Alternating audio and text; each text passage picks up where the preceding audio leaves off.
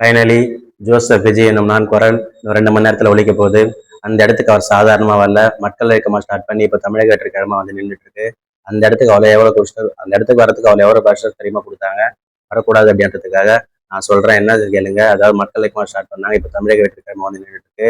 Party start பண்ணதுக்கு அப்புறம் ஒரு பிரச்சனை, அதுக்கப்புறமா மீட்டிங் போனோம்னு சொல்றாங்க. அதுக்கு மீட்டிங்கும் ப்ராப்பரான ஒரு இடம் கொடுக்கல. அப்படி கொடுத்தா கூட பாஸ் கொடுத்து இவ்வளோ பேர் தான் அப்படின்னு சொல்லி அனுமதி கொடுத்தாங்க. அதுக்கப்புறம் கூட சிஎம் கேண்டிடேட்டா 2 இடத்துல நின்னாரு, ஜெயிச்சாரு. அதுக்கப்புறம் கூட 118 எம்எல்ஏ இருந்தாலும் சட்டசபையில உங்களுக்கு இடம் கிடைக்கும் அப்படின்னு சொன்னாங்க. என்கிட்ட 100 எம்எல்ஏக்கள் மட்டும்தான் இருக்கு, 108 எம்எல்ஏக்கள் மட்டும்தான் இருக்கு அப்படின்னு சொன்னாங்க. சட்டசபையில் நிரூபிக்கிறோம்னு சொன்னாங்க. அது கவர்னர் கொஞ்சம் கூட ஒத்துக்கல, இப்பவே நிரூபிக்கணும் அப்படின்னு சொன்னாரு. அதுக்கப்புறம் கூட அந்த காட்டி நின்று அது நிரூபிச்சு இப்போ இன்னும் 2 மணி நேரத்துல ஜோசப் விஜயன் குரல் ஒழிக்க போகுது. அதாவது நேரு ஸ்டேடியத்துல, சென்ட்ரல் பக்கத்துல இருக்க நேரு ஸ்டேடியத்துல. அதாவது என்ன சொல்ல வரேன்னா, இதே நேரு ஸ்டேடியத்துல சார் உங்களுக்கு முன்னாடி இடம் கிடையாது, பின்னாடியே இடம் தான் அப்படின்னு சொல்லி ஒதுக்கப்பட்ட ஒரு ஆளை தான் இன்னைக்கு அதே நேரு ஸ்டேடியத்துல ஜோசப் விஜய் என்னும் குரல் ஒழிக்க போகுது.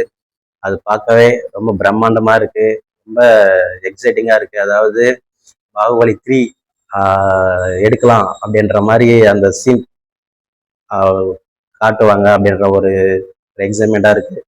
2 மணி நேரம் தான். ஃபைனலி ஜோசப் விஜய் என்னும் குரல் தமிழ்நாடு சிஎம்மா வரப்போகுது.